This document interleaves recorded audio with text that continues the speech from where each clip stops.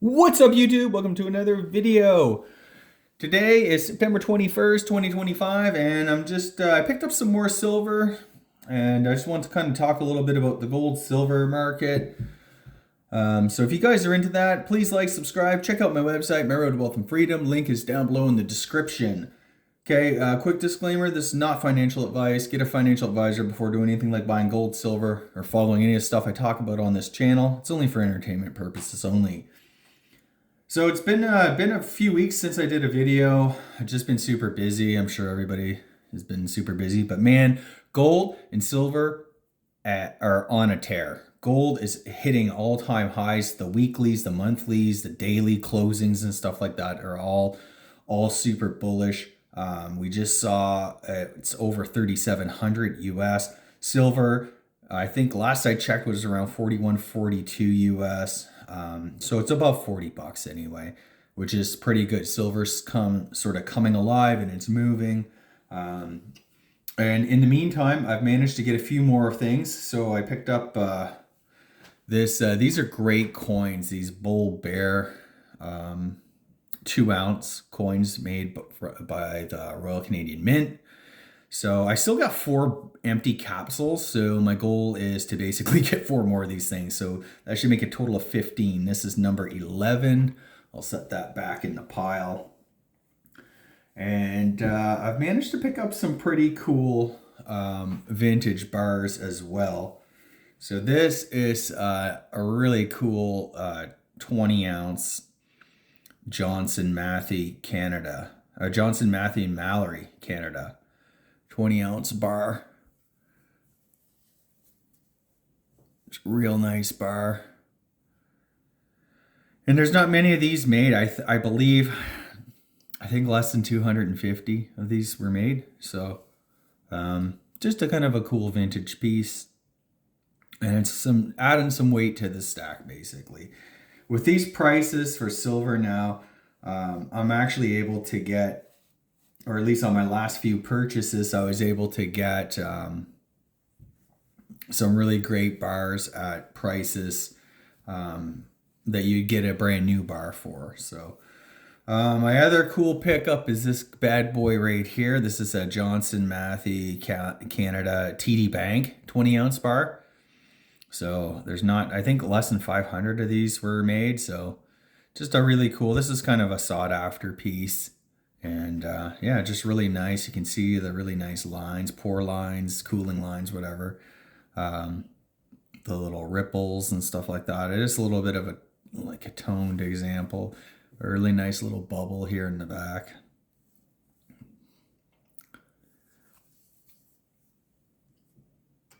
I'll set that there.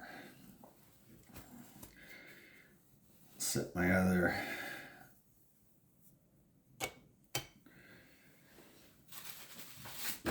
And I've showed this bar before. This is a 10-ounce JM poured bar, cast bar, or whatever. It's really nice. But I've always wanted to pick up a 5-ounce. And I managed to pick up a little 5-ouncer.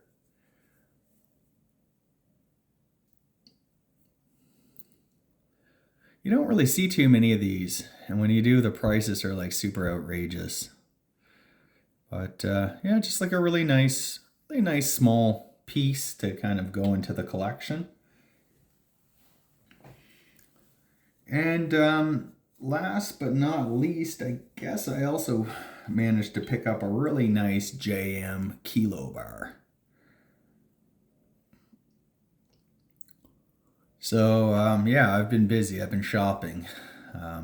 This has a really nice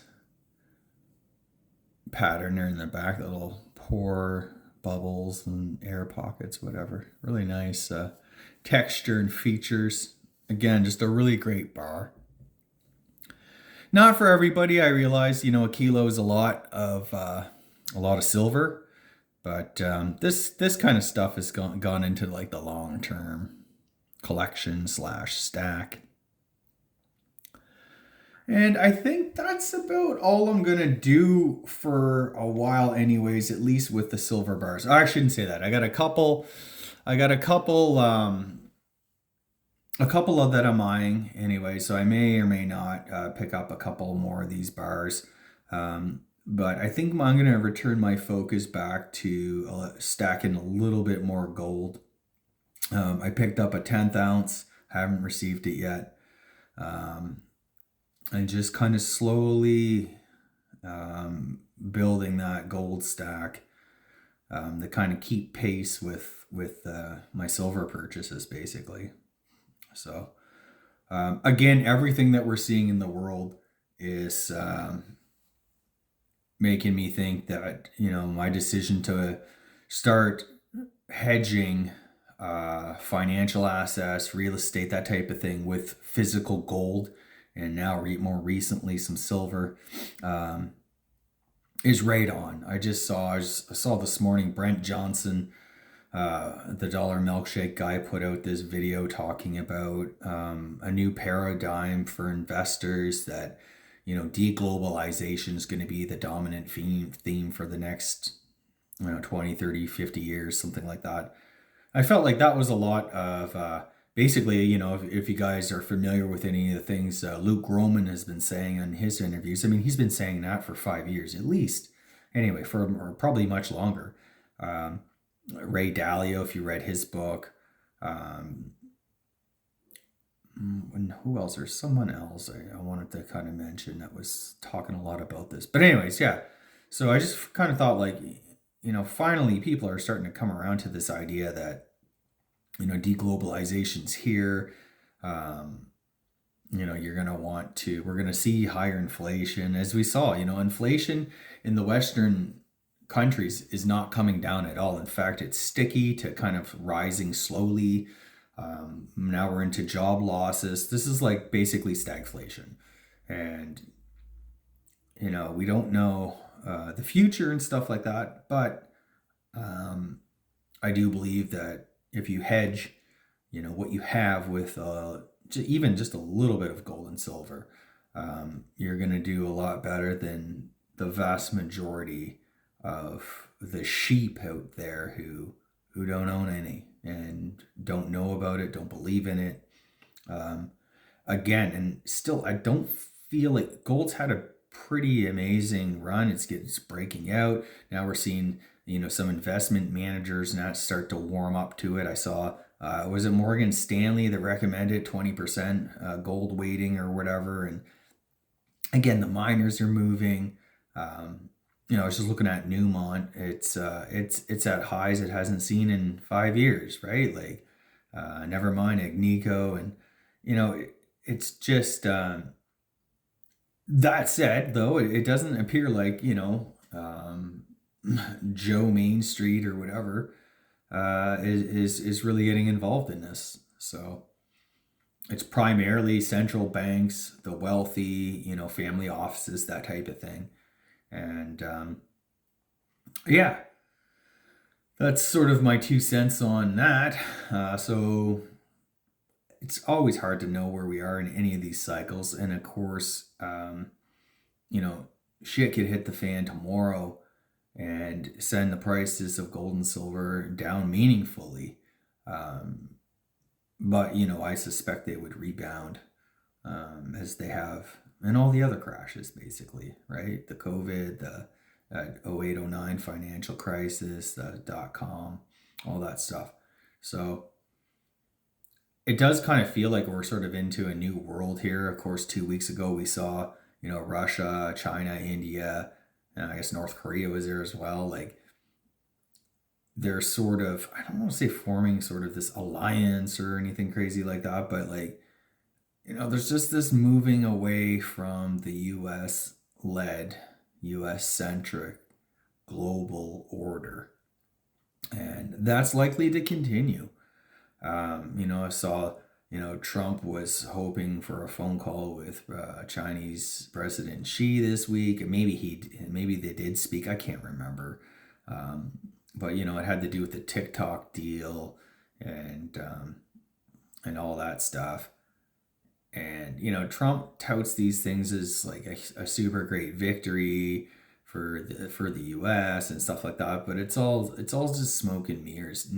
Since he's come into office, He certainly tried to do some things to kind of right the ship, but I feel like the ship is so full of water and holes that patching one or two is not going to solve the issue. The tariffs were kind of a non-event. Doge was kind of a non-event, and now whatever they end up doing with China and stuff like that. I mean, China's on the ascent and is in a position of power, and the U.S. I still believe is firmly in decline. I mean, it's undeniable, and I find the actions of Trump don't really speak to how powerful the U.S. is. It appears, from my view, to be desperate and from a position of weakness, threatening and bullying everyone.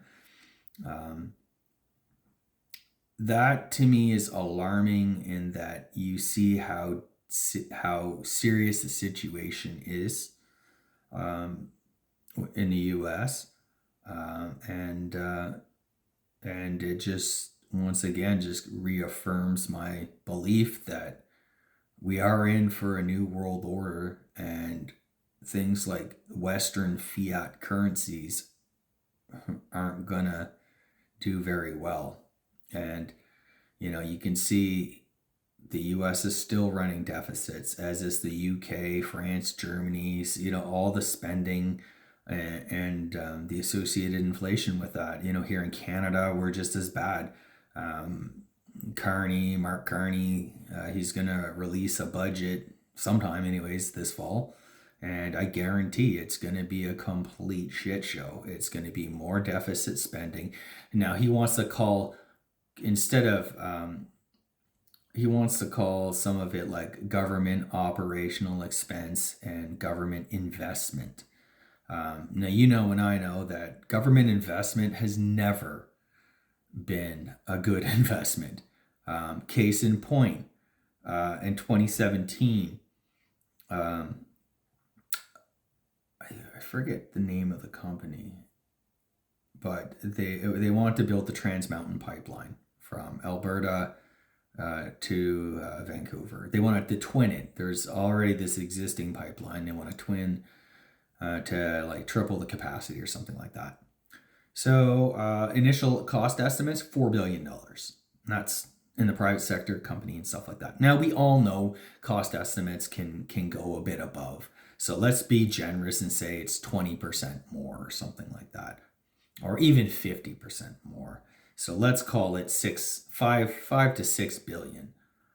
The project didn't go ahead. There was so much backlash in BC from environmentalists, from the province, from First Nations, all this stuff, that it became such a toxic project that basically, the company walked away, and Ottawa, the government of Canada, decided to buy the project and develop it itself.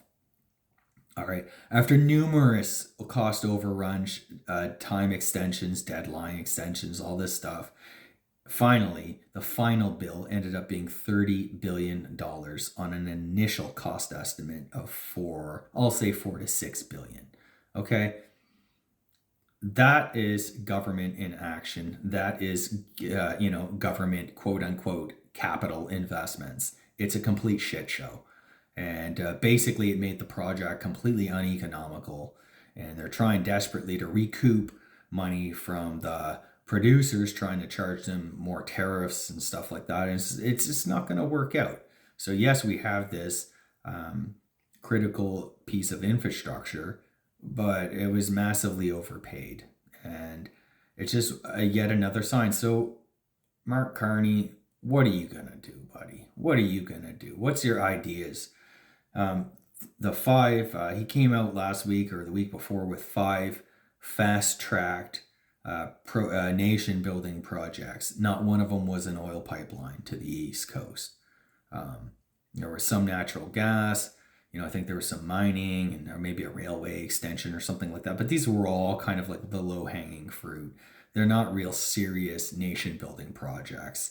And anyway, so all by way of saying, governments will continue to fail us. And the system, even amongst the most ardent skeptics a few years ago as to whether or not any of this was really happening, now they're sort of waking up to, holy crap, like this is in fact happening. And, we better get our houses in order fast. So, again, guys, all I can say is we're in it for a future of some inflation. I don't think it's going to be a smooth ride, especially for the average Joe out there. The more kind of resilient we can all be, try to stay out of debt. I don't really advocate taking on tons of debt because it's going to be quote unquote inflated away. There's all sorts of way things can go wrong. Banks can screw you as the system's imploding. So to me, it's just not worth the risk. Do the safe thing, try as far as possible to stay debt free. Have some savings in real assets like gold and silver. I don't even think residential real estate is a great investment. I mean, if you live in a home, you need someplace to live, fine. But in terms of being a real estate investor now, that ship has sailed. It's not gonna end well for these people. So at least not until we get a further washout. And again, then you're reliant on trying to get debt and tenants who don't pay. Like, I think real estate, a lot of people are going to be, I think in general, look at what's done well, especially the last 20 years, never mind the 40-year cycle. Okay, so bonds, everyone's like, oh yeah, bonds versus in a 40-50 year bull market. Now that's sort of come to an end. Real estate, for it, at least the last 20 years, was on a tear. Stocks as well. I think Joe Public got into stocks and real estate and probably some of the crypto shit coins out there. And they're really going to get hurt when this stuff blows up because it's not coming back anytime soon. I think the type of things that are happening are deeply structural in terms of the global economy. So anyways, that's it for today. Please like and subscribe. Check out my website, My Road to Wealth and Freedom. Cheers.